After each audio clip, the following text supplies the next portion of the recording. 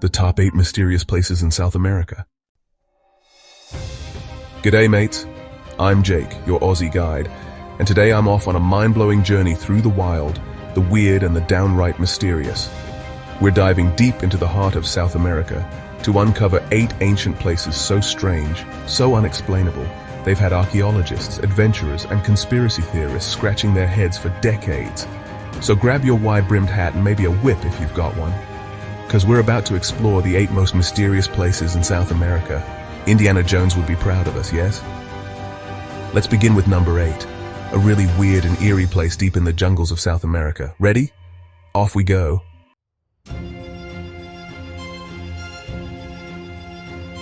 Alright adventurers, we're kicking things off with number 8, a real jungle legend. The breathtaking and spine-tingling Ciudad Perdida, or as the locals call it, Tayuna. This one's hidden deep, and I mean deep, in the Sierra Nevada de Santa Marta, one of the most rugged and remote mountain ranges in Colombia. It's so remote, in fact, that this city stayed hidden for over 1,000 years, completely untouched by modern eyes until 1972, when looters stumbled across it and started digging up gold artifacts before anyone even realized what they found. Now get this, the city was built around 800 AD, which makes it a solid 600 years older than Machu Picchu.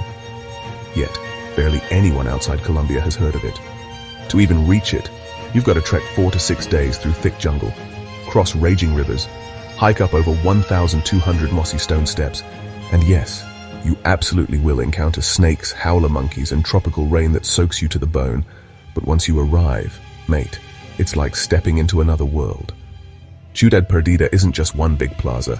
It's a sprawling network of over 170 stone terraces carved into the mountainside, complete with stairways, ceremonial plazas, hidden chambers, and an intricate drainage system that still works today. The layout suggests incredible knowledge of engineering and the natural environment, the kind of stuff modern architects would struggle with in that terrain. It's believed the Tairona civilization built it, a highly spiritual, complex society known for their gold work and connection to nature. But the exact how is still a mystery. No written language, no wheels, no beasts of burden, just raw human grit, or something else. Some locals, particularly the Kogi people, descendants of the Tairona, say the city holds spiritual energy that connects the mountains to the cosmos. And others? They whisper that Ciudad Perdida was guided by star knowledge, passed down from sky beings long forgotten. Could this be one of the earliest urban centers in the Americas? Or something far more ancient than we imagine?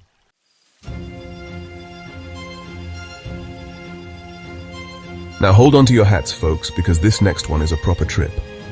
Welcome to El Fuerte de Samaipata, high in the Bolivian Andes. And this place is not what it sounds like. Despite being called El Fuerte, the fortress, it's not a military base. No towers, no walls. Instead, what you'll find is a massive sandstone monolith, 220 meters long, carved from top to bottom with symbols that nobody has ever fully explained. From the ground, it looks like some ancient ceremonial site. But from above, it straight up resembles a spaceport landing strip. Not joking. And I know that sounds like something out of Indiana Jones or Ancient Aliens, but once you see it, you'll know what I mean. The carvings on this thing are off the charts. Enormous zigzag channels that may represent rivers or energy lines. Geometric patterns cut with laser-like precision. Abstract animal figures, jaguars, serpents, pumas, all tied to mythology. And the real kicker? Some scholars believe it's an astronomical observatory, a map of the stars etched in stone, but here's where it gets properly weird. No one agrees who actually made it. The Mojocoya culture may have started it, then the Incas possibly took over.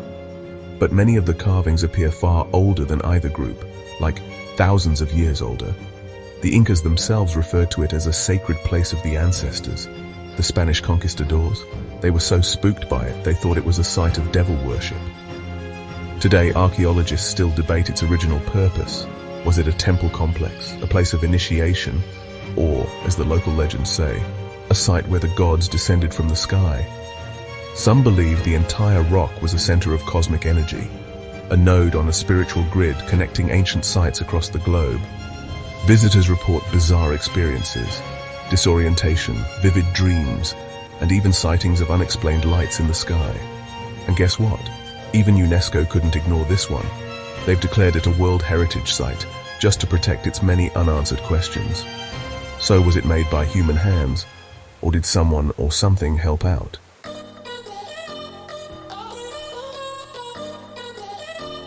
For number 6, we're heading way up, and I mean nosebleed altitude, mate, to the Jaike Plateau, about 12,000 feet above sea level in the Peruvian Andes. And what you'll find up here is one of the most surreal landscapes on Earth. It's like Mother Nature and a mysterious ancient artist got together and said, let's really freak people out. At first glance, it looks like just a rugged stone field, but spend a little time wandering, and you'll notice the rocks start to take shape. And I mean, really take shape. There are boulders that, depending on the angle and the light, clearly resemble human faces, complete with lips, noses, brows. You'll find what looks like a lion, a sphinx, a turtle, a giant seated man in meditation, even a face with an Egyptian-style headdress. So, are these just natural formations shaped by centuries of wind and rain? Or, as many believe, are they the deliberate work of a long-lost civilization, possibly dating back before recorded history?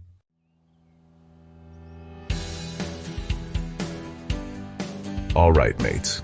For number 5, we're back in the heart of the Andes, just above the city of Cusco, at one of the most mind-bending sites on the planet, Sacsayhuaman.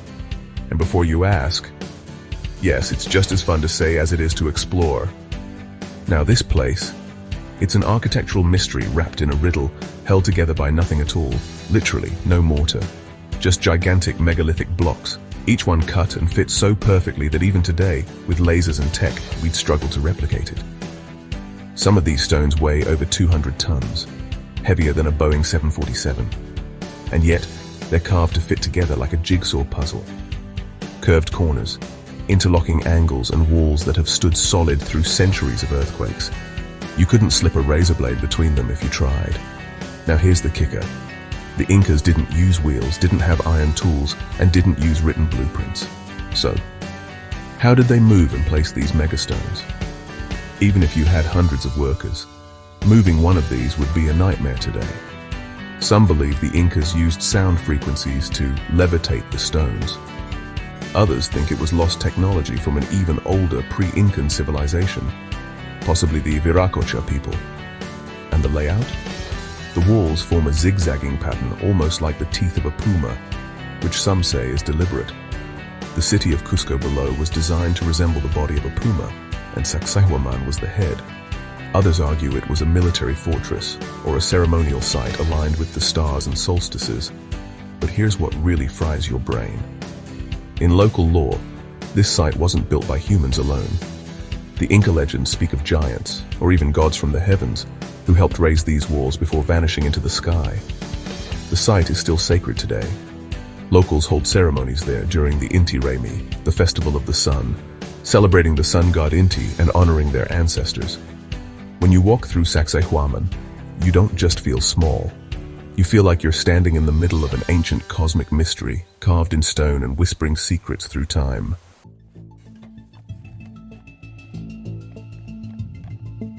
For number 4, we're diving into one of the great unsolved mysteries of South America, a place that even archaeologists whisper about in hushed tones. Welcome to Tiwanaku, an ancient city near the shores of Lake Titicaca, high up in the Bolivian Altiplano at a staggering 13,000 feet above sea level. That's higher than most planes fly during regional flights, mate. This site is believed to be the cradle of Andean civilization, and it predates the Inca Empire by over 1,000 years. Some estimates date it back to 400 AD, but recent discoveries, including submerged ruins beneath Lake Titicaca, suggest parts of it could be as old as 15,000 years. That's Ice Age territory, and that's where the mystery deepens. Tiwanaku is built with precision-cut stone blocks, some weighing up to 100 tons, that fit together so perfectly without mortar, it's like watching a cosmic Lego set made by engineers from the future. You've got sunken courtyards, polished basalt columns, drainage systems, and a layout aligned with celestial events like solstices and planetary movements. And then, there's the Gateway of the Sun. This thing is carved from a single piece of andesite rock, weighing about 10 tons, featuring intricate symbolic carvings, many still undeciphered. At its center is the staff god, often linked to Viracocha, the mysterious deity who, according to Andean legend, emerged from the sea to bring wisdom and civilization before disappearing into the sky. Sound familiar? No one really knows how these massive stones were moved across the arid, high-altitude plains. There are no nearby quarries, no wheels, no draft animals, and no written plans. Some of the stones came from over 50 miles away. And here's something really wild. One of the most puzzling features is the Acapana Pyramid, a massive stepped structure that was once topped with a temple and possibly a pool that mirrored the stars. The whole complex may have functioned as an observatory, a ceremonial center, or even a portal between worlds if you ask the local shamans. There's even an argument to be made. And no, I'm not saying it's aliens, but that the level of precision and alignment found here would require laser-guided instruments today. So how did they do it back then? And let's not forget the statues, including the famous monolith ponce, humanoid figures with hands carved in strange positions, wearing clothes that some believe resemble spacesuits, and faces that, well, they don't exactly look human. Whether it was the work of an ancient master culture, a forgotten race of engineers, or something out of this world, Tiwanaku remains one of the greatest archaeological puzzles on Earth, and it's not done giving up its secrets.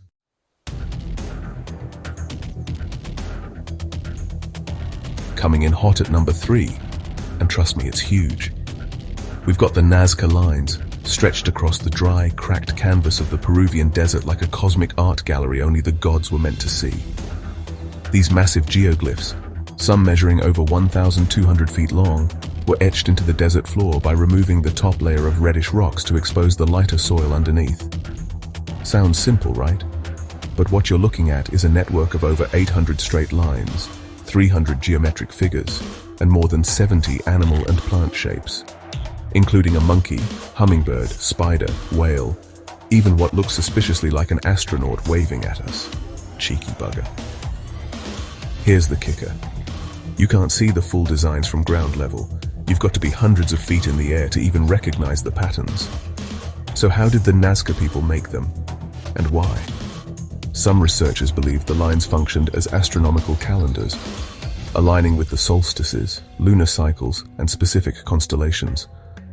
Others say they were part of ritual processions designed to summon water in this incredibly dry region, one of the driest on Earth, in fact. Some lines even trace underground aquifers and irrigation routes. Clever stuff. But that's not all.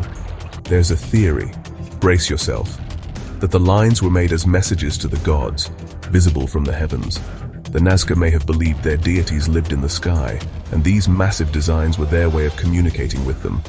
Like a giant cosmic billboard, dear sky people, send rain, and maybe corn. And yes, ancient alien theorists absolutely love this place. Some go so far as to say the lines resemble runways, like an airport for otherworldly visitors. I mean, it's a flat desert with massive landing strip-looking things. Not helping your case, Nazca. Even today, new lines and figures are being discovered thanks to drone technology and satellite imaging. Some of them are older, more faded, and even more abstract than the famous ones. It's like the Nazca were constantly experimenting with this massive art form over centuries. So what are they really? Astronomical maps, ritual pathways, water markers, or the first recorded attempt at air-to-ground communication with extraterrestrials? Whatever the answer, one thing's for sure, the Nazca lines are one of the most impressive and enduring mysteries in human history, and they'll keep us guessing for years to come.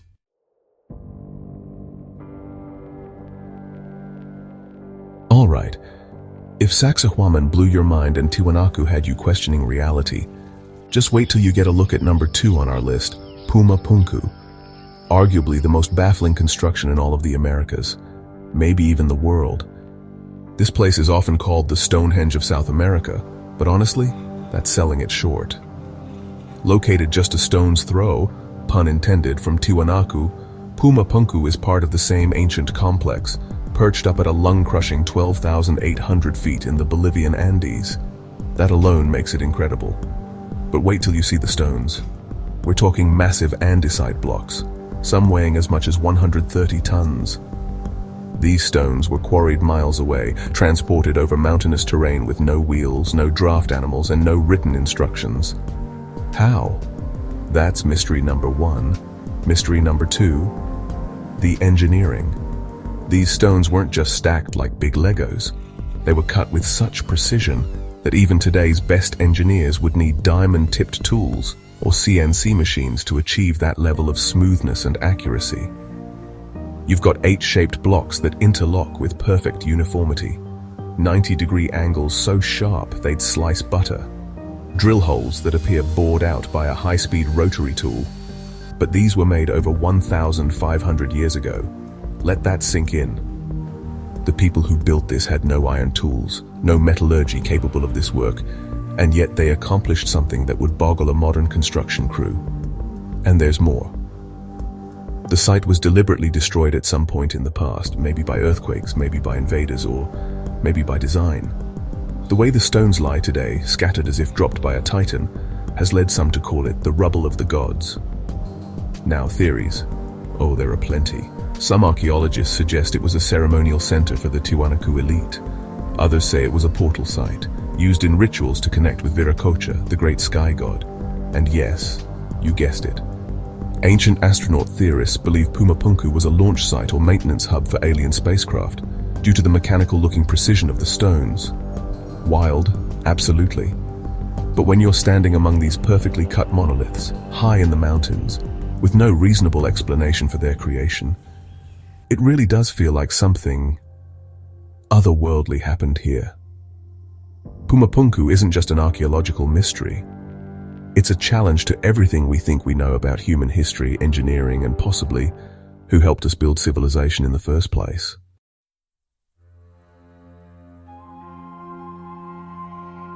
And here it is at number 1, the grand finale and probably the most iconic ancient site in all of South America, the legendary Machu Picchu. Now, you might be thinking, Jake, isn't this place well known? Where's the mystery? Mate, this is the mystery. Perched on a razor-thin ridge nearly 8,000 feet above sea level, surrounded by jagged green peaks and clouds that swirl like spirits, Machu Picchu is so perfectly camouflaged in the Andes that it stayed hidden for centuries. The Spanish never even found it. And they found just about everything else. It wasn't until 1911 that American explorer Hiram Bingham was led here by locals, who knew of its existence all along, by the way. What he uncovered was a lost city in the sky, complete with temples, palaces, terraces, water systems, and a layout so sophisticated it seemed as if the mountain had grown the city itself. Built around 1450, most historians believe Machu Picchu served as a royal estate or sacred retreat for the Inca Emperor Pachacuti. But here's the thing. There are no written records, no mention of it in Spanish chronicles, and no indication of why it was abandoned only a century later. And the construction? Unreal. The stonework is seismic resistant. The Incas used no mortar, yet the buildings have withstood centuries of earthquakes. The terracing system isn't just beautiful, it's functional, designed to prevent landslides and support agriculture in steep terrain. And the city is aligned with astronomical events like the June solstice and key constellations visible in the southern hemisphere. One of the most fascinating features is the Intihuatana stone, also called the hitching post of the sun.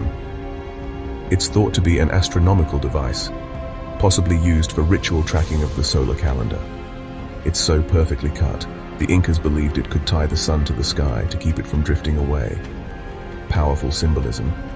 Some believe Machu Picchu was a school of spiritual enlightenment, a place where chosen Inca scholars or mystics were trained. Others think it was a temple complex hidden from the outside world, protected from invasion and from misuse.